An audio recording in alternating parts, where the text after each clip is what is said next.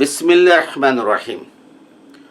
অর্থনীতি সম্মান প্রথম বর্ষ,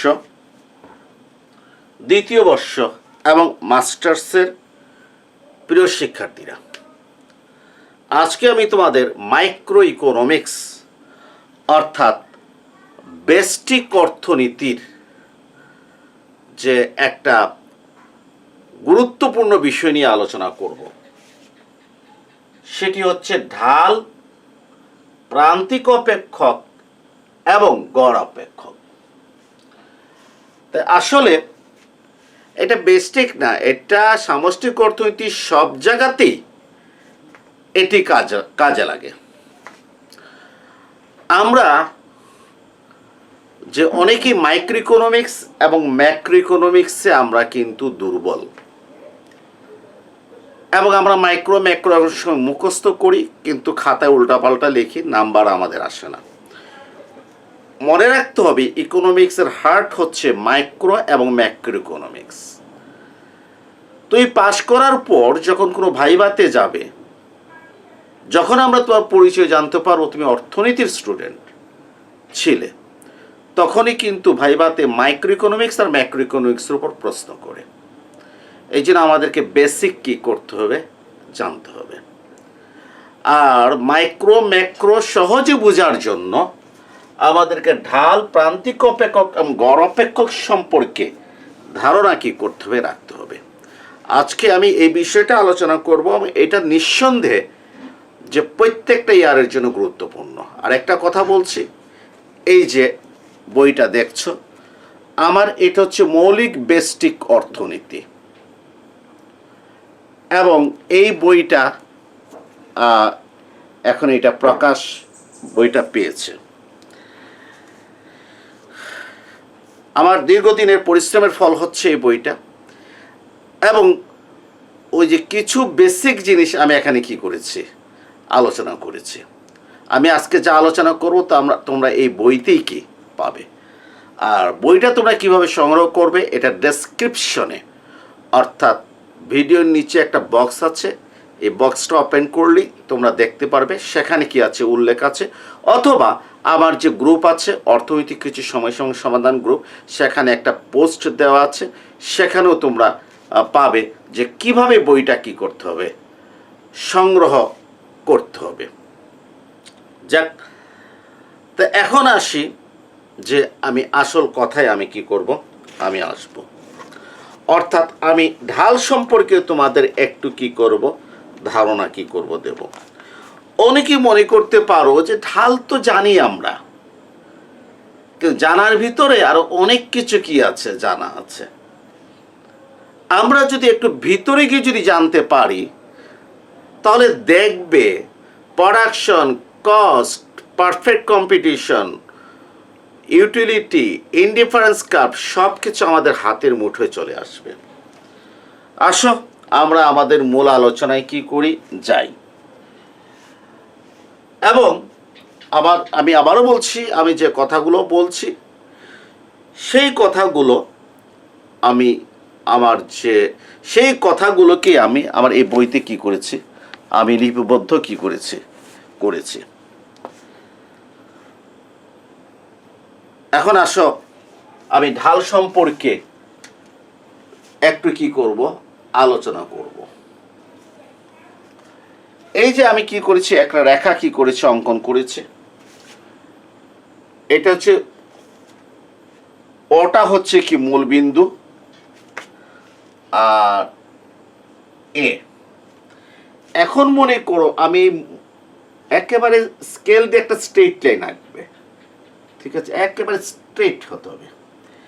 আমি এই মূল বিন্দু হতে এ বিন্দুর দিকে কি করব, আমি যাব, ঠিক আছে। মূল বিন্দু থেকে আমি এ বিন্দুর দিকে যাব।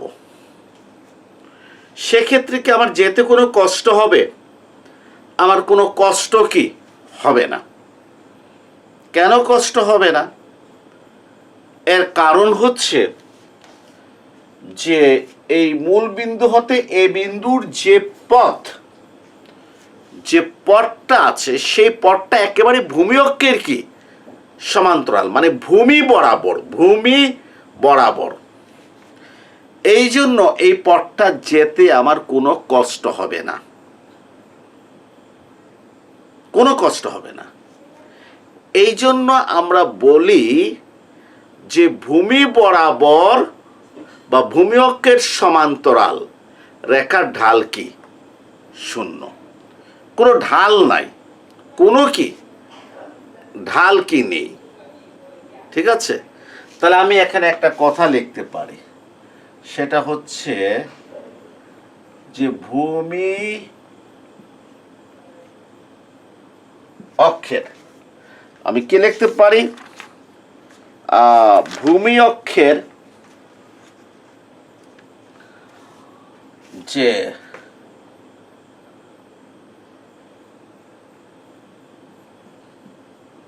সমান্তরাল বা ভূমি বরাবর রেখার ঢাল কি? শূন্য। ঠিক আছে, ভূমি অক্ষের সমান্তরাল বা ভূমি বরাবর রেখার কি ঢাল? শূন্য। এখানে কোনো ঢাল নাই, এই জন্য এখান থেকে এখানে যেতে এ বিন্দুতে আমার কোনো কষ্ট কি হয় নাই। এখন দেখো আমি একটা বিন্দু কি করছি, চিহ্নিত করছি, এই বিন্দুটা নাম কি দিয়েছি? বি। আমি ও থেকে বি বিন্দুতে কি করব, আমি একটু যাব। তোমরা নিজেরা একটু প্রশ্ন করো তো, যে এইটা বিশেষ করে যারা একটু বয়স্ক এরা ভালো করে বুঝতে পারবে, যে ও থেকে এ বিন্দুতে যেতে কোনো কষ্ট হবে না, যেহেতু এটা ভূমি বরাবর। কিন্তু ও থেকে বি বিন্দুতে যেতে কিন্তু কি হবে, একটু কষ্ট হবে। কারণ আমি কোন দিকে যাচ্ছি, এই মূল বিন্দু থেকে উপরের দিকে যাচ্ছি। তুমি যদি একটা পাহাড়ের দিকে যদি উঠো, তাহলে একটু কষ্ট লাগে, আমরা একটু হাঁপাই, একটু জোরে জোরে কি করি, আমরা শ্বাস নিই। কষ্ট হয় বলে আমরা জোরে জোরে কি করি, শ্বাস নিই। তাহলে আমি যখন অ থেকে বি বিন্দুতে কি করব, উঠব, তখন আমাকে একটু জোরে জোরে কি করতে হবে, শ্বাস নিতে হবে। এর কারণ হচ্ছে অ থেকে বি বিন্দুতে এই যে রেখা, এইটার একটা কি আছে, এই পথের একটা ঢাল আছে, এই পথের একটা ঢাল আছে। তাহলে ঢালটা কি? ঢালটা আমরা বলতে পারি, ঢালটা আমরা বলতে পারি যে এই যে অ থেকে বি বিন্দুতে আমরা গিয়েছি, এই যে অবি রেখাটা এই ভূমির সাথে কি করেছে, একটা কোণ তৈরি করেছে। যদি একটা কোণ যদি তৈরি করে, তাহলে আমরা বুঝবো ওই রেখার কি আছে, ঢাল আছে। অর্থাৎ অবি রেখাটা আমার ভূমি ও এর সাথে মূল বিন্দুতে একটা কোণ কি করেছে, তৈরি করেছে, যার ফলে আমি বুঝবো যে আমার অবি রেখার কি আছে, একটা ঢাল আছে। আর এই ঢাল থাকার কারণে আমাকে অ থেকে বি বিন্দুতে যদি যাই, উপরের দিকে যাই, একটু জোরে আমাকে কি করতে হবে, শ্বাস নিতে হবে। আচ্ছা, এখন আসো আমি আরেকটা রেখা কি করছি, এখানে একটু লিখে নিই, যে কোন রেখা মূল বিন্দুতে কোণ সৃষ্টি করলে,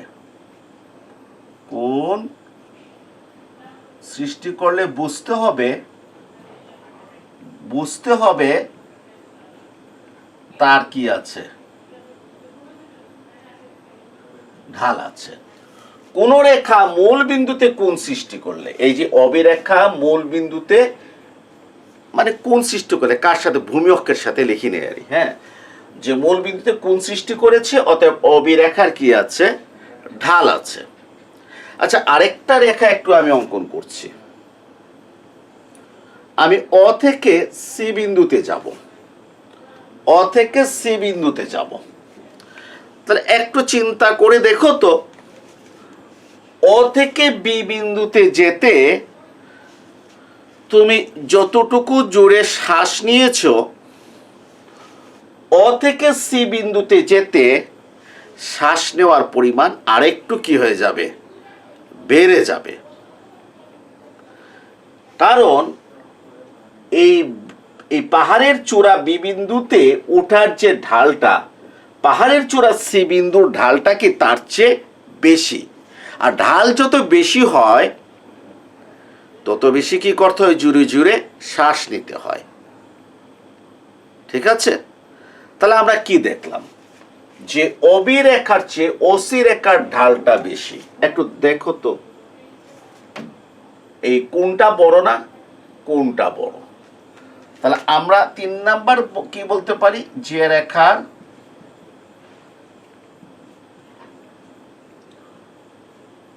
কোণ বড়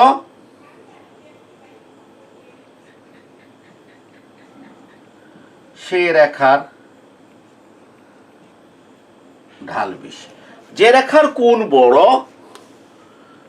সেই রেখার ঢাল বেশি।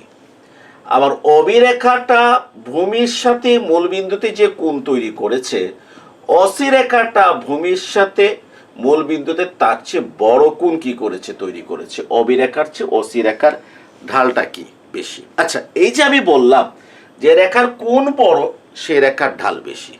এখন একটু দেখো তো, আমি বলেছি অসি রেখার কোণ বড়, কার চেয়ে, অবির চেয়ে। তাহলে অবির চেয়ে অসি রেখাটা কি খাড়া না? চোখ দিয়ে চেয়ে দেখো, অবির চেয়ে অসি রেখাটা কি খাড়া। ঠিক আছে? তাহলে আমরা কি বলতে পারি, যে খাড়া রেখার ঢাল বেশি। আমরা বলতে পারি খাড়া রেখার কি বেশি, খাড়া রেখার ঢাল বেশি। ঠিক আছে?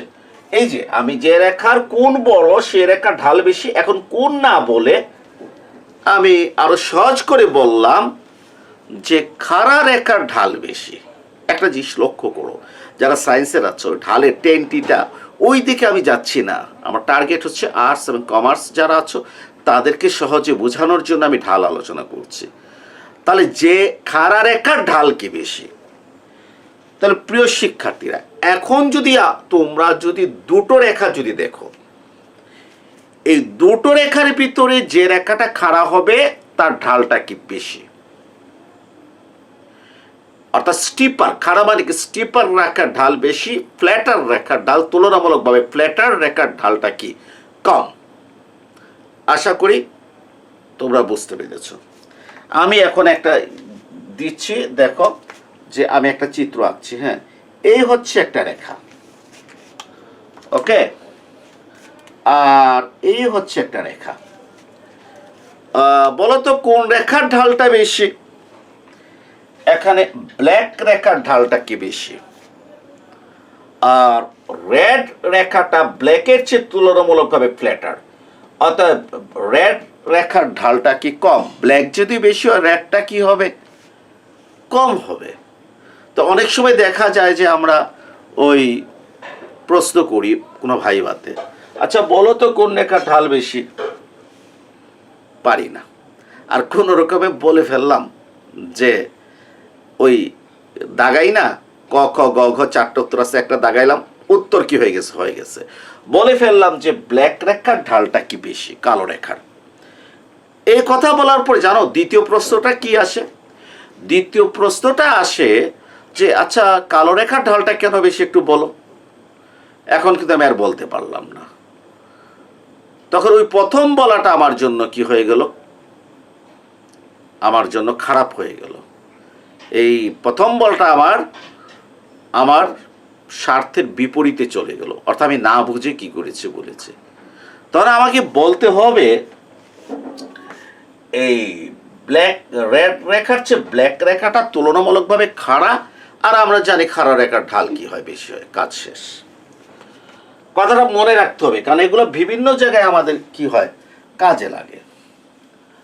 আচ্ছা, এখন আমি একটু আলোচনা করব যে ঢালটা কিভাবে পরিমাপ করতে হয়। খুব ভালো করে মনে রাখো ঢাল কিভাবে পরিমাপ করতে হয়। কারণ দেখো যে তোমরা যখন আরো সামনের দিকে যাবে, চাহিদা রেখার কোনো বিন্দুর স্থিতিস্থাপকতা নির্ণয় করো। চাহিদা রেখার কোনো বিন্দুর স্থিতিস্থাপকতা নির্ণয় অথবা চাহিদার স্থিতিস্থাপকতা অধ্যায়ের বিভিন্ন প্রশ্নের উত্তর দিতে হলে বিভিন্ন জায়গায় আমাদেরকে ঢাল কি করতে হয়, জ্যামিতিক পদ্ধতিতে নির্ণয় করতে হয়। সুতরাং আমি যদি একেবারে প্রথম অধ্যায়ে যদি কি করি যে ঢাল কিভাবে নির্ণয় করতে হয় এই বেসিক আইডিয়াটা কি করি নিয়ে যাই, তাহলে যে কোনো অধ্যায় আমার জন্য কি হয়ে যাবে, সহজ হয়ে যাবে। চাহিদা রেখার যে কি যেন বলেছে, কোন রেখার কোন বিন্দুতে ঢাল নির্ণয় করার পদ্ধতি। আসুন ঢাল নির্ণয় করার পদ্ধতি। আমি এই দেখে একটা রেখা আঁকলাম, এদিকে আমি কি ধরেছি এক্স আর এদিকে কি ধরেছি ওয়াই, অর্থাৎ ভূমি অক্ষে কি ধরেছি এক্স, লম্ব অক্ষে ওয়াই। এটাকে আবার অনেকে এক্স অক্ষ বলে, এটাকে ওয়াই অক্ষ বলে অনেকে বলে, ঠিক আছে। আচ্ছা, চিত্রটা এভাবে না দিয়ে এইভাবে দেওয়াটা ভালো, মানে আমরা 4 কোয়াড্রেন্ট চিত্র, বুঝছো? কারণ আমাদের চিত্র আঁকার সময় 4টা কোয়াড্রেন্ট থাকে, এটা প্রথম, এটা দ্বিতীয়, এটা তৃতীয়, এটা চতুর্থ। আমাদের ইকোনমিক্সের চিত্রগুলো ম্যাক্সিমাম এই ফার্স্ট কোয়াড্রেন্টে হয়, মানে এই যে এই হয়। তো একটু ছোট করে বের করে দিবা তো বোঝা যাবে এটা সেকেন্ড, এটা থার্ড, এটা ফোর্থ। আমরা এই E1 বিন্দুর ঢাল কি করব, বের করব। আমরা কার ঢাল বের করব? আমরা E1 বিন্দুর ঢাল বের করব। তো মনে রাখবে যে সরলরেখার কোন বিন্দুর ঢাল বের করতে হলে ওই বিন্দুর খুব নিকটে একটা বিন্দু কল্পনা করতে হবে। স্যার কি বলেছি? বলেছি সরলরেখার কোন বিন্দুর ঢাল বের করতে হলে ওই বিন্দুর খুবই নিকটে একটা বিন্দু কল্পনা করতে হবে। খুবই নিকট বলতে তাহলে বোঝা যায় এখানে একটা বিন্দু কল্পনা করতে হবে E1 এর কাছে। তো বোঝার স্বার্থে আমি বিন্দুটা কি ধরলাম, E2 ধরলাম। তোমরা মনে ধরে নেবে এই E2 বিন্দুটা E1 বিন্দুর একেবারেই কাছে, একেবারেই কাছে, এটা ধরে নেবে, ঠিক আছে। আমরা চিত্র বোঝার জন্য একটু দূরে এঁকেছি। এখন আমাদের সরলরেখার কোন বিন্দুর ঢাল হলো, সরলরেখার কোন বিন্দুর ঢাল হলো, ঢাল, ঢালে ইংরেজি কি? স্লোপ। ঢাল সমান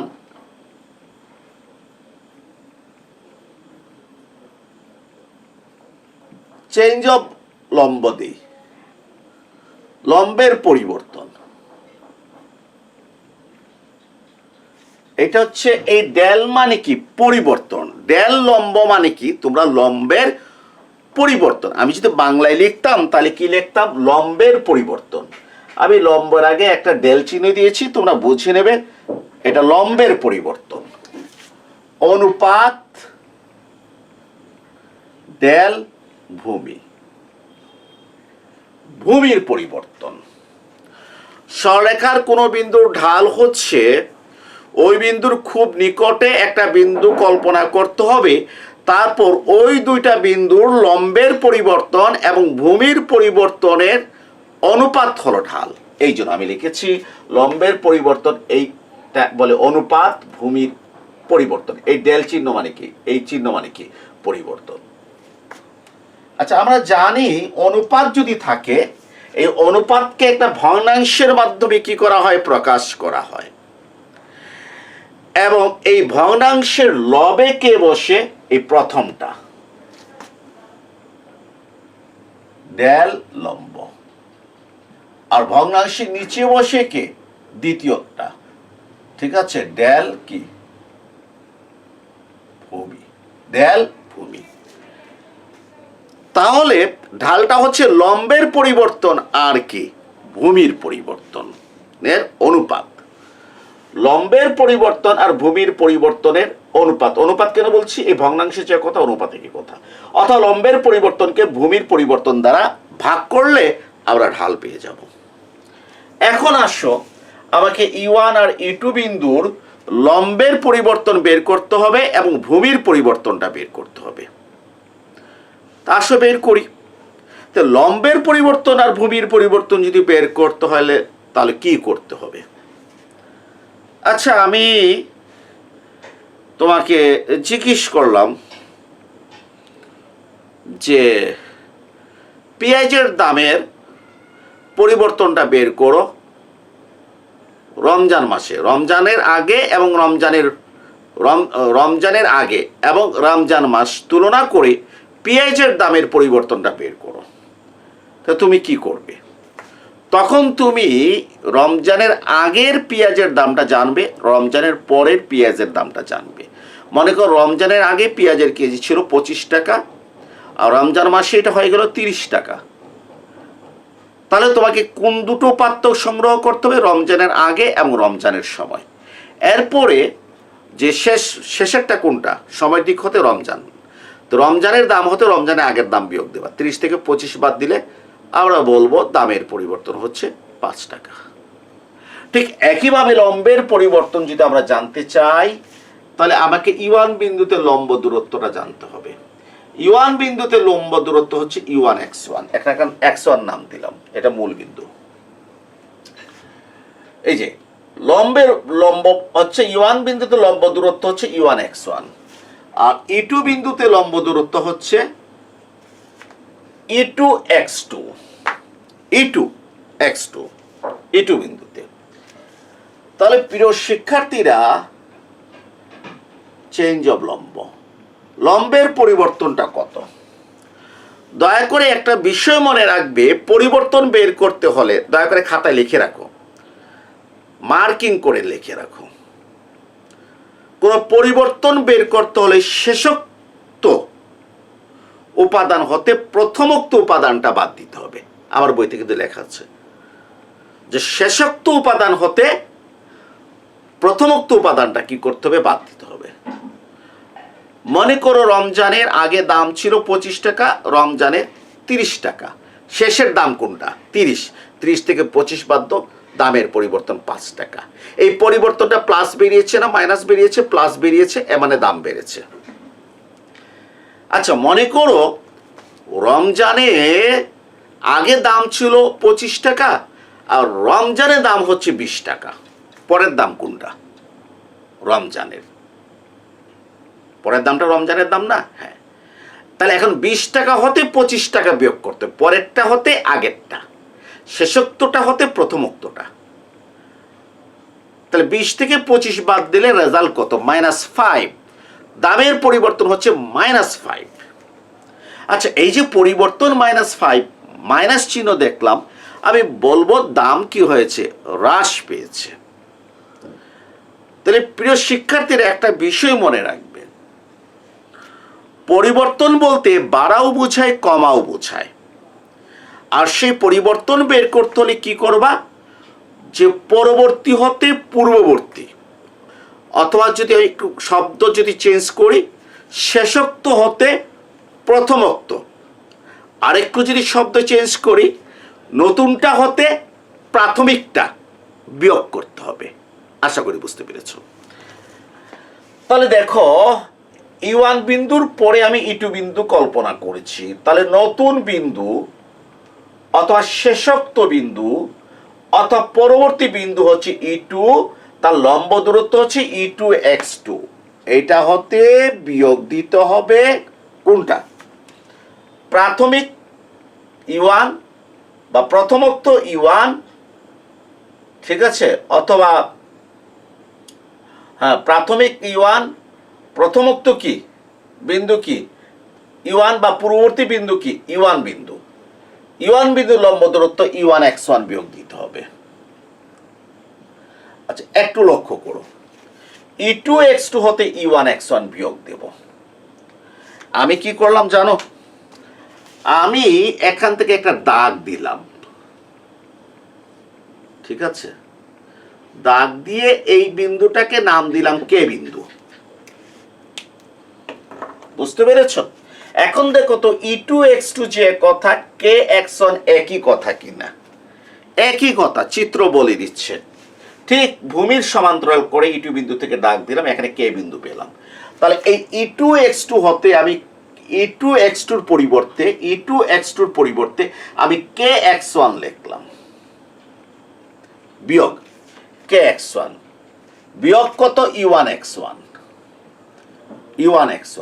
এখন হিসেব করো তো প্রিয় শিক্ষার্থীরা, KX1 থেকে E1X1 বিয়োগ দেব, KX1 হতে E1X1 বিয়োগ দেব। আমরা কি জানি, ছোট হতে বড় বিয়োগ দিলে চিহ্ন কি হয়? চিহ্ন মাইনাস হয়, জানি না আমরা। যেমন 6 হতে 8 বিয়োগ দিলাম, এটা ছোট এটা বড়, তাই 6 হতে 8 বিয়োগ দিলে কত হয়? -2 হয়।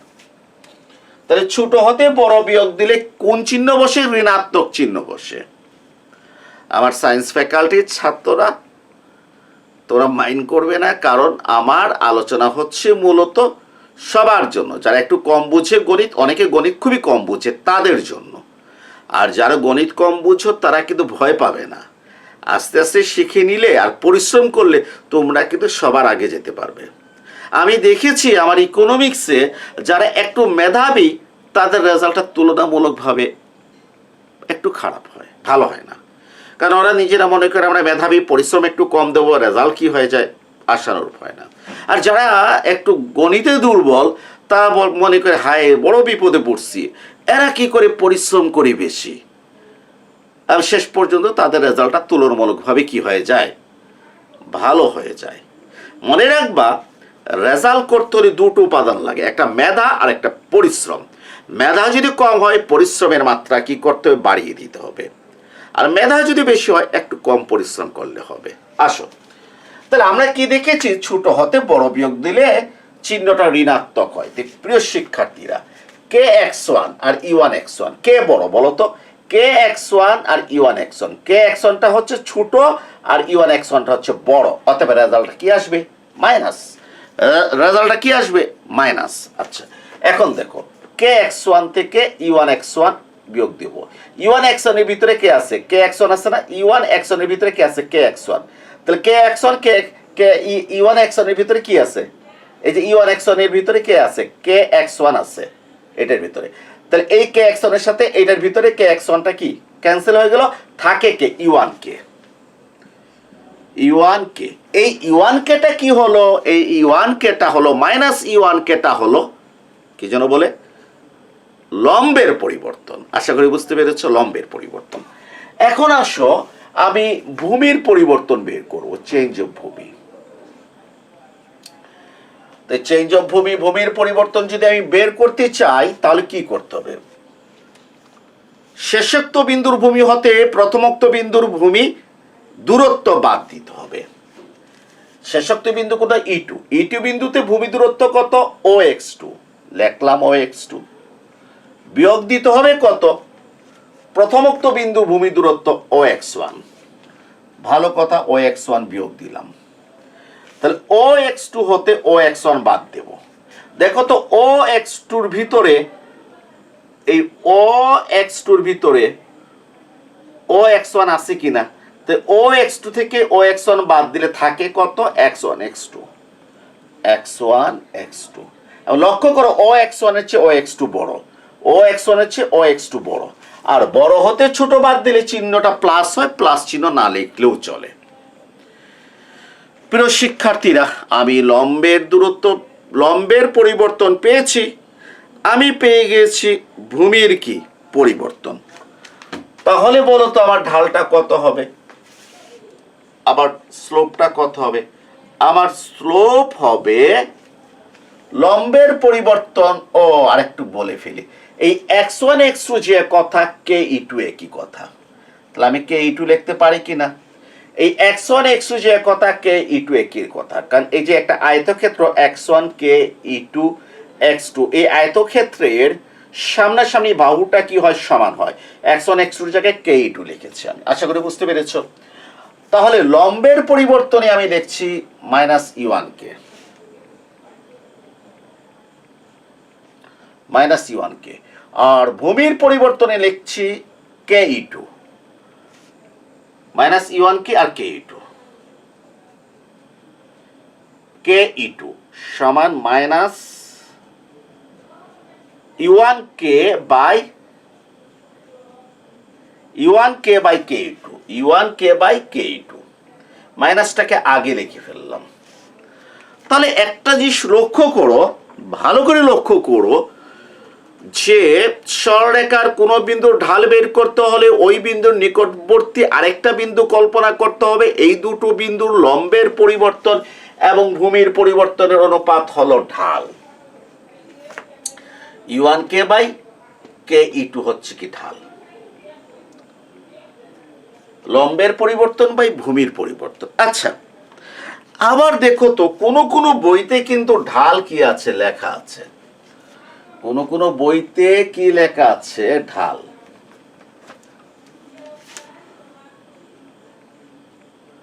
স্লোপ সমান লম্ব বাই ভূমি। এটা কি কারেক্ট? হ্যাঁ, এইটাও কারেক্ট। এই আরেকটা সমস্যা, এইটাও কারেক্ট, এইটাও কারেক্ট। কি ব্যাপার?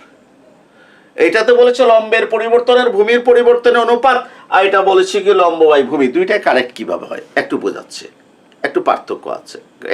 আমি বোঝাচ্ছি যে এটা যে কারেক্ট কেন, এটা আমি বোঝাচ্ছি। এইটা আমরা কখন বলবো? আমি e1 বিন্দুর, এইটা আমি তখনই বলবো আমি e1 বিন্দু ঢাল বের করার জন্য, দয়া করে খাতায় লিখে রাখবে, আমি e1 বিন্দু ঢাল বের করার জন্য তার নিকটবর্তী বিন্দু e2 কল্পনা করেছি। এরপর e1 e2 নিয়ে একটি ত্রিভুজ কল্পনা করব। e1 e2 নিয়ে একটি কি কল্পনা করব? ত্রিভুজ কল্পনা করব। e1 e2 নিয়ে ত্রিভুজ কোনটা? e1 k e2। কারণ e1 e2 নিয়ে ত্রিভুজ বার করতে হলে কি করতে হবে? এই এদিকে গেলে হবে, হবে না। এই এদিকে যদি টান মারি তাহলে e1 k e2 পাবো। তাহলে e1 বিন্দু ঢাল বের করার জন্য তার নিকটে একটা বিন্দু e2 কল্পনা করতে হবে, আর e1 e2 বিন্দু নিয়ে একটা ত্রিভুজ কল্পনা করব। এই e1 e2 বিন্দু নিয়ে আমি ত্রিভুজ কল্পনা করেছি e1 k e2। এই ত্রিভুজের লম্ব দূরত্ব আর ভূমি দূরত্বের অনুপাত হলো ঢাল। এই ত্রিভুজের লম্ব দূরত্ব ভূমি দূরত্বের অনুপাত হলো ঢাল। এই e1 k e2 ত্রিভুজের লম্ব দূরত্ব কত? e1 k e2।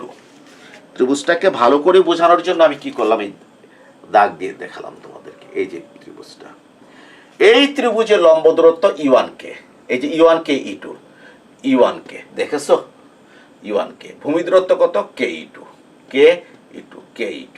এই তো হয়ে গেল, বুঝতে পেরেছো? তাহলে আমি যখন বলবো যে ঢালটা হচ্ছে লম্ব বাই ভূমি, তখন তুমি কি বুঝবা? তুমি বুঝে নিবা যে বিন্দু ঢাল বের করবো সেই বিন্দু নিকটবর্তী যে বিন্দুটা নিয়েছি, এই দুইটা বিন্দু নিয়ে একটা ত্রিভুজ কল্পনা করব। ওই ত্রিভুজের লম্ব বাই ভূমি, ওই ত্রিভুজ মানে শর্ত সাপেক্ষে, এটা হচ্ছে শর্ত সাপেক্ষে লম্ব বাই ভূমি। আর এটা হচ্ছে ওই দুইটা বিন্দু তুলনা করে লম্ব দূরত্ব আর ভূমি দূরত্বের অনুপাত, দুইটা বিন্দু তুলনা করে এইটা। আর এটা হচ্ছে ওই দুইটা বিন্দু দিয়ে একটা ত্রিভুজ কল্পনা করব, সেই ত্রিভুজের লম্ব বাই ভূমি। তাহলে আশা করে বুঝতে পেরেছো দুইটা আনসারই কারেক্ট। প্রিয় শিক্ষার্থীরা, একটু দেখো তো এই রেখাটা ডান দিকে নিম্নগামী হয়েছে না? হ্যাঁ, ডান দিকে নিম্নগামী হয়েছে। একটু ভালো করে দেখো, এই রেখা ঢাল কত বেরিয়েছে? মাইনাস, মানে ঋণাত্মক। আমি তোমার যে রেখাটা অঙ্কন করেছি সেই রেখাটা কি হয়েছে? ডান দিকে নিম্নগামী। আর একটু যদি বলি, বাড়িয়ে যদি বলি, তাহলে কি বলবো? বাম হতে ডান দিকে কি নিম্নগামী। আমরা সংক্ষেপে বলি ডান দিকে নিম্নগামী। আমি যে ঢাল কত বেরিয়েছে? ঋণাত্মক। ব্যাস, সিদ্ধান্ত পেয়ে গেছি। কোন রেখার ঢাল যদি ঋণাত্মক হয় তাহলে রেখাটি ডান দিকে নিম্নগামী হবে। এই যে লিখে দিচ্ছে 4 নাম্বার। কোন রেখার ঢাল কি হলে? ঋণাত্মক হলে রেখাটি ডান দিকে নিম্নগামী হবে। লিখে দিচ্ছি পয়েন্টটা।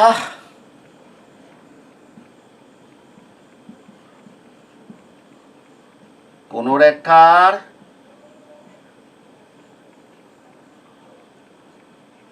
ঢাল ঋণাত্মক হলে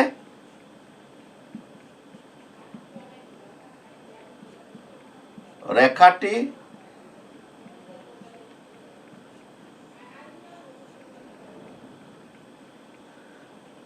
ডান দিকে নিম্নগামী হয়।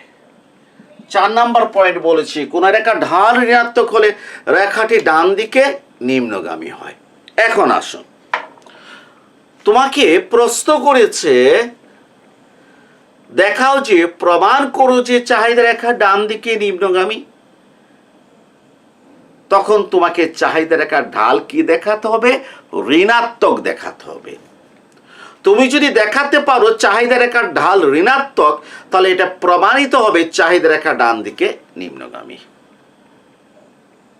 আশা করি বুঝতে পেরেছ। আচ্ছা, তোমাকে বলেছে দেখাও যে যুগান রেখা ডান দিকে ঊর্ধ্বগামী, তাহলে তোমাকে প্রমাণ করতে হবে যুগান রেখার ঢাল ধনাত্মক। যুগান রেখার ঢাল ধনাত্মক। যদি তুমি প্রমাণ করতে পারো যুগান রেখার ঢাল ধনাত্মক, তাহলে এই যুগান রেখার ডান দিকে ঊর্ধ্বগামী হবে। প্রিয় শিক্ষার্থীরা, আমরা জানি চাহিদা রেখা ডান দিকে নিম্নগামী হয়, আবার ব্যতিক্রমও আছে, চাহিদা রেখা ডান দিকে ঊর্ধ্বগামী হয়। কি বলেছি? আমরা জানি চাহিদা রেখা ডান দিকে নিম্নগামী হয়, এটা নিয়ম, এটা চাহিদা বিধি, লাভ ডিমান্ড। কিন্তু কোনো কোনো ক্ষেত্রে চাহিদা রেখা ডান দিকে ঊর্ধ্বগামী হয়। তোমাকে কি করতে পারে জানো? তোমাকে যে প্রশ্ন করতে পারে যে প্রমাণ করো যে, বা একটা ডাক দিয়ে দেবে, একটা সমীকরণ কি করবে দিয়ে দিবে, q = tan + 2p। বীজগাণিতিক সমীকরণ দেয়া থাকলে ঢাল কিভাবে বের করতে হয় এটা নেক্সট ক্লাসে আমি আলোচনা করব। তো তোমাকে চাহিদা রেখার সমীকরণ কি করেছে দিয়ে দিয়েছে। দেওয়ার পর এখন তোমার কাজ হচ্ছে, বলেছে এই রেখার মানে ডান দিকে ঊর্ধ্বগামী না নিম্নগামী মন্তব্য করো। তখন আমি কি করব? এই চাহিদা রেখার ঢাল বের করব। চাহিদা রেখার ঢাল বের করব। ঢাল বের করলে দেখা যাবে যে এটা আমি ঢালটা প্লাস পাবো। কি পাবো? প্লাস পাবো। তখন আমি বলবো এই চাহিদা রেখাটা ডান দিকে ঊর্ধ্বগামী হয়, ডান দিকে ঊর্ধ্বগামী হয়। এখন আমি যদি বলি না, আমি এটা বলবো না, কারণ আমি তো জানি চাহিদা রেখা ডান দিকে নিম্নগামী হয়, অর্থাৎ ঢাল প্লাস পর আমি জোর করে কি করেছি, লিখেছি চাহিদা রেখা ডান দিকে নিম্নগামী এখানে। আর আমি খাতা দেখার সময় তোমাকে কি দিয়েছে? 0 দিয়েছে। কারণ তোমাকে নিয়ম মেনে কথা বলতে হবে। হ্যাঁ, আমরা জানি চাহিদা রেখা ডান দিকে নিম্নগামী, কিন্তু তোমাকে যে প্রশ্নটা দেয়া হয়েছে, তোমাকে যে চাহিদা সমীকরণটা দেয়া হয়েছে, সেই চাহিদা সমীকরণ হতে চাহিদা রেখার যে ঢাল বের করেছে সেটা ধনাত্মক বেরিয়েছে, অতএব এটা ডান দিকে ঊর্ধ্বগামী। তা মনে রাখবে যে এখানে একটা কথা লিখে রাখি যে কোন রেখার ঢাল ঋণাত্মক হলে রেখাটি ডান দিকে নিম্নগামী হয়। 5 নাম্বার হচ্ছে কোন রেখার ঢাল কি হলে? ধনাত্মক হলে, ধনাত্মক হলে রেখাটি ডান দিকে কি হবে?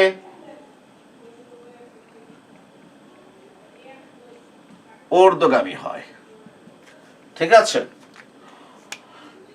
কোন রেখার ঢাল ঋণাত্মক হলে রেখা ডান দিকে নিম্নগামী হয়, আর ধনাত্মক হলে রেখা ডান দিকে কি হয়? ঊর্ধ্বগামী হয়। কথাটা কি মনে থাকবে? জি। এখন একটা কথা বোঝার চেষ্টা করো। আমি বলেছি যে একটা রেখার ঢাল প্রথম দিকে ঋণাত্মক আর না, প্রথম দিকে হ্যাঁ ঋণাত্মক আর পরে ধনাত্মক। কি বলেছি তোমাদেরকে? একটি রেখার ঢাল প্রথম দিকে ঋণাত্মক আর পরে কি ধনাত্মক, তার রেখাটা কিরকম হতে পারে? প্রথম দিকে ঋণাত্মক, তাহলে প্রথম দিকে এটা ডান দিকে নিম্নগামী হবে, এরপরে এটা ধনাত্মক, এরপরে এটা কি হবে? ডান দিকে ঊর্ধ্বগামী হবে। হ্যাঁ, একাতে রেখাটা বক্রাকার হতে পারে, আবার এইভাবেও হতে পারে। বুঝতে পেরেছ? জি। আর রেখা কখন বক্রাকার হবে, কখন স্ট্রেট হবে, এগুলো আমি পরে আলোচনা করব। আচ্ছা, যদি তোমাকে বলে যে একটা রেখা ঢাল প্রথম দিকে ধনাত্মক আর পরে ঋণাত্মক। খেয়াল রাখো, প্রথম দিকে ধনাত্মক বলেছি, এর মানে রেখাটা প্রথম দিকে ঢাল ধনাত্মক বলেছি, মানে রেখা প্রথম দিকে ডান দিকে ঊর্ধ্বগামী হবে। এরপরে ঢাল কি বলেছি? ঋণাত্মক। রেখা ডান দিকে কি হবে? নিম্নগামী হবে। রেখাটা এরকম হতে পারে, আবার এইভাবে হতে পারে। ঠিক আছে, তোমরা দেখবে যে তোমাদের যে average product curve, marginal product কার্ভের চিত্রটা এরকম, এবং তোমরা দেখবে তোমাদের average product curve, marginal product কার্ভের ঢাল প্রথম দিকে ধনাত্মক হয় এবং এরপরে কি হয়? ঋণাত্মক হয়। এই জন্য রেখাটা প্রথমে ডান দিকে ঊর্ধ্বগামী, পরে ডান দিকে নিম্নগামী হয়। আবার তোমরা দেখবে তোমাদের অ্যাভারেজ কস্ট কার্ভ মানে গড় খরচ রেখা, মার্জিনাল কস্ট মানে প্রান্তিক খরচ রেখা, এইটা ইউ আকৃতির হয়। কি হয়? ইউ আকৃতির হয়। এর কারণ হচ্ছে এইটার ঢাল প্রথম দিকে ঋণাত্মক হয়, মানে রেখাটা ডান দিকে নিম্নগামী হয়, এরপর ঢাল ধনাত্মক হয়, রেখাটা ডান দিকে ঊর্ধ্বগামী হয়। আচ্ছা, এখন আরেকটা কথা তোমাদেরকে আমি একটু বলি। এটা একটা সরলরেখা না? এখানে E1 বিন্দু ঢাল বের করার জন্য নিকটবর্তী বিন্দু E2 কল্পনা করেছি। ক্লিয়ার? আবার E2 বিন্দু ঢাল বের করার জন্য নিকটবর্তী বিন্দু কোনটা কল্পনা করব? E1। বুঝতে পেরেছো? E1 এবং E1 থেকে E2 বিন্দুর যে ঢালটা বের হবে, E2 থেকে E1 বিন্দুর ওই একই ঢাল বের হবে। অর্থাৎ E1 বিন্দু ঢাল E2 বিন্দু ঢালটা কি হবে? সেম হবে। E1 বিন্দু এবং E2 বিন্দুর ঢালটা কি? সেম হবে। সোজা কথা লিখে ফেলি। সরল রেখা কার? সরলরেখার প্রতিটি বিন্দুতে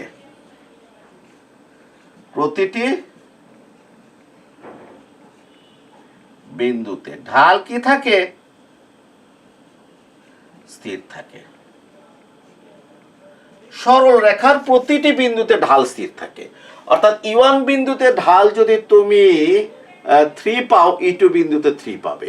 E1 বিন্দুতে ঢাল যদি 1.5 পাও, E2 বিন্দুতে 1.5, এখানেও কত হবে? 1.5। অর্থাৎ সরলরেখার প্রত্যেকটা বিন্দুতে ঢাল কি হয়? সমান হয়। তো প্রিয় শিক্ষার্থীরা, আমি যদি বলি একই ঢাল সম্পন্ন রেখা, তুমি বুঝবে সরল রেখা। যেমন আমাদের মাইক্রোইকোনমিক্সে প্রশ্ন আসে, সরলাকৃতি একটি রেখার কোনো বিন্দুর, সরলাকৃতি একটি চাহিদা রেখার কোনো বিন্দুর স্থিতিস্থাপকতা নির্ণয় করো। এখন পরীক্ষা থেকে দেখা গেল যে প্রশ্ন এসেছে একই ঢাল সম্পন্ন কোনো চাহিদা রেখার একটি নির্দিষ্ট বিন্দুর স্থিতিস্থাপকতা নির্ণয় করো। প্রশ্ন কমন পড়ে নাই। কেন কমন পড়ে নাই? কারণ আমি তো পড়ে এসেছি সরলাকৃতি চাহিদা রেখার, পরীক্ষাতে এসেছে একই ঢাল সম্পন্ন চাহিদা রেখার, প্রশ্ন কমন পড়ে নাই। প্রিয় শিক্ষার্থীরা, যেটা ইউনিভার্সিটি সেটা বিশ্ববিদ্যালয়, যেটা বিশ্ববিদ্যালয় সেটা ইউনিভার্সিটি। সরলাকৃতি এর মানে চাহিদা রেখা, মানে চাহিদা রেখাটা সরল আকৃতির, মানে সরল রেখা। আর সরল রেখার প্রত্যেকটা বিন্দুতে ঢাল কি হয়? সমান হয়। অতএব সরলাকৃতি চাহিদা রেখা যে কথা, একই ঢাল সম্পন্ন চাহিদা রেখাটা কি? একই কথা। এখন মনে করো তোমাকে একটা প্রশ্ন করেছে, বলেছে দেখাও যে এই রেখাটা ডান দিকে নিম্নগামী এবং সরল আকৃতির। আমার লেকচারটা আজকে এখানেই শেষ হয়ে যাবে। তোমরা দেখে আমার প্রশ্নের উত্তর দিতে পারো কিনা। প্রশ্ন কি করেছে? দেখাও যে রেখাটি ডান দিকে নিম্নগামী এবং সরল আকৃতির। এই প্রশ্নের উত্তরটা তুমি কিভাবে দেবে? ভিডিওটা অফ করে চিন্তা করো, তারপর অন করে দেখো আমি আনসার কি দিয়েছি, মিলেছে কিনা। যদি মিলে যায় তাহলে বুঝবো যে আজকের লেকচারটা কাজে লেগেছে। আসো, এই প্রশ্নের কয়টা অংশ? প্রিয় শিক্ষার্থী আমার, দুটো অংশ। একটা অংশ কি? একটা অংশ হচ্ছে দেখাও যে রেখাটি ডান দিকে নিম্নগামী। এই দেখাও যে ডান দিকে নিম্নগামী, এইটার জন্য প্রমাণ করতে হবে এই রেখার ঢাল কি? ঋণাত্মক। অর্থাৎ আমার কাজ হচ্ছে সাথে সাথে এর একটা ঢাল বের করা এবং এটা ঋণাত্মক দেখানো। যদি আমি ঋণাত্মক দেখাতে পারি, আমি সাথে সাথে বলতে পারবো এই রেখাটি ডান দিকে নিম্নগামী, মামলা শেষ। পরের অংশটা কি? এটা সরল আকৃতির। এরপরে আমার কাজ হচ্ছে প্রমাণ করা যে এই রেখার প্রত্যেকটা বিন্দুতে ঢাল স্থির। এই রেখার প্রত্যেকটা বিন্দুতে ঢাল স্থির। যখন আমি প্রমাণ করতে পারবো এই রেখার প্রত্যেকটা বিন্দুতে ঢাল স্থির, সাথে সাথে প্রমাণ হয়ে যাবে এটা সরল আকৃতির। যখন আমি একটা উদাহরণ দিচ্ছি, মনে করো যে কোনো রেখার ঢাল হচ্ছে, মনে করো কোনো রেখার ঢাল হচ্ছে, আমি বের করেছি ডিডি এক্স অফ ওয়াই। আচ্ছা, ডিডি এক্স অফ ওয়াই কে ঢাল কেন বলেছি প্রিয় শিক্ষার্থীরা, এটা আগামী ক্লাসে আমি উত্তর দেব। ঠিক আছে, মনে করো কোনো রেখা ঢাল বের করেছি আমি -2। আমি কি বলবো জানো, এখানে ঢালটি হচ্ছে ঋণাত্মক, এই যে মাইনাস চিহ্ন। অতএব রেখাটি ডান দিকে নিম্নগামী এবং এই ঢালের মানটা হচ্ছে স্থির। 2 একটা স্থির মান না, ঢালের মানটা হচ্ছে স্থির। অতএব এটি সরল আকৃতির হবে। আশা করি বুঝতে পেরেছ। প্রিয় শিক্ষার্থীরা, আমি ঢাল বের করেছি কত জানো, -2x, DD x of Y -2x ঢাল বের করেছি। এখন আসো, এখন আমি কি বলবো, যেহেতু ঢাল কি ঋণাত্মক, মানে কি আগে মাইনাস চিহ্ন আছে, ঢালটা ঋণাত্মক, ক্লিয়ার। তবে এক ক্ষেত্রে শর্ত হচ্ছে এই যে এক্স এর মানটা হচ্ছে ধনাত্মক, মানে এক্স ধনাত্মক মান গ্রহণ করে। এক্স যদি মনে করো ঋণাত্মক মান গ্রহণ করে, মানে এক্স এর মানটা যদি মাইনাস হয়, তাহলে এক্স এর মান মাইনাস আর মাইনাস কি হয়ে যাবে, প্লাস হয়ে যাবে, তখন ঢাল ধনাত্মক হয়ে যাবে। ঢাল কি হয়ে যাবে, ধনাত্মক। কারণ এক্স এর মান যদি আমি বলি সে মাইনাস মান গ্রহণ করতে পারে, মনে করি এখানে এক্স এর মানটা -3, তো -3 আর মাইনাসে গুণ দিলে কি হয়ে যাবে, প্লাস হয়ে যাবে, ঢাল কি হয়ে যাবে, ধনাত্মক হয়ে যাবে। আমরা শর্ত দিয়েছি x greater than 0। Greater than 0 মানে কি, x এর মান 0-এর চেয়ে বড়, 0-এর চেয়ে বড় মানে কি ধনাত্মক, ক্লিয়ার। তো যেহেতু x এর মানটা ধনাত্মক মানে কি প্লাস চিহ্ন, তাহলে এই মাইনাস চিহ্নটা কার্যকর থাকবে। তাহলে আমি কি বলবো, যেহেতু ঢাল ঋণাত্মক সেহেতু রেখাটি ডান দিকে নিম্নগামী। আবার ঢালের মানটা x এর উপর নির্ভর করে। x এর বিভিন্ন মানে ঢাল বিভিন্ন পাওয়া যাবে। x এর কি বলেছি, বিভিন্ন মানে ঢাল বিভিন্ন পাওয়া যাবে। মানে x এর মান 1 হলে ঢাল কত হবে, -2। x এর মান যদি 2 হয় ঢাল কত হবে, -4। x এর মান 3 হলে ঢাল কত হবে, 3 হলে -6। তাহলে x এর বিভিন্ন মানে ঢাল কি পাওয়া যাবে, বিভিন্ন পাওয়া যাবে। অতএব এই রেখার ঢালটা স্থির নয়, অতএব রেখাটি সরল আকৃতির হবে না। সরল আকৃতির যখন হবে না, তাহলে বক্রাকার হবে, উল্টাটা। একটা রেখা যদি সরল আকৃতির না হয়, তাহলে রেখাটা কি হবে, বক্রাকার হবে। তাহলে ফাইনাল সিদ্ধান্ত কি, ফাইনাল সিদ্ধান্ত হচ্ছে ঢাল ঋণাত্মক হওয়ার কারণে রেখাটি ডান দিকে নিম্নগামী।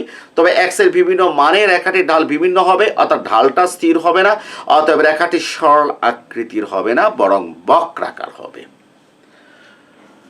প্রিয় শিক্ষার্থী, এই ঢাল সম্পর্কে এই আলোচনাগুলো কি করলাম, ঠিক আছে। কারণ অনেক সময় প্রশ্ন করে দেখাও যে চাহিদা রেখা ডান দিকে নিম্নগামী এবং সরল আকৃতির হয়, অথবা প্রশ্ন করে খুবই VI নিরপেক্ষ রেখাতে যে দেখাও যে নিরপেক্ষ রেখা ডান দিকে নিম্নগামী এবং কেন্দ্রবিন্দুর দিকে উত্তল। তো নিরপেক্ষ রেখা ডান দিকে নিম্নগামী হওয়ার জন্য আমাকে নিরপেক্ষ রেখা ঢাল ঋণাত্মক প্রমাণ করতে হবে, আর কেন্দ্রবিন্দুর দিকে উত্তল মানে সরল আকৃতি নয়, ঠিক আছে।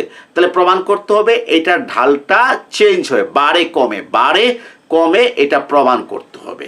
যথাসময়ে আরো কি করব, আলোচনা কি করব। তো প্রিয় শিক্ষার্থীরা, নেক্সট খুবই দ্রুত কি করব, তোমাদের মাইক্রো ইকোনমিক্সের 2 নম্বর ক্লাস কি করব, নিয়ে আসব।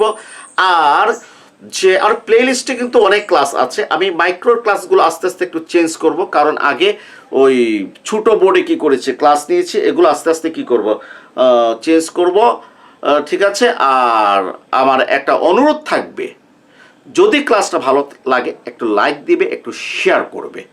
আর ক্লাসগুলো যদি ভালো লাগে তাহলে আবার বইটা কি করবে, একটু শেয়ার করবে, নিজেদের কাছে কি করবে, রাখবে, তোমাদের জন্য কি করেছি লিখেছে। আর যদি ক্লাস যদি ভালো না লাগে তাহলে বইটাও রাখারও কোনো প্রয়োজন নেই। তবে আমি চেষ্টা করেছি তোমাদের সবাইকে কি ধন্যবাদ জানিয়ে আজকের ক্লাস এখানেই শেষ করছি। এর একটা অনুরোধ আছে যে ওই কি যেন বলে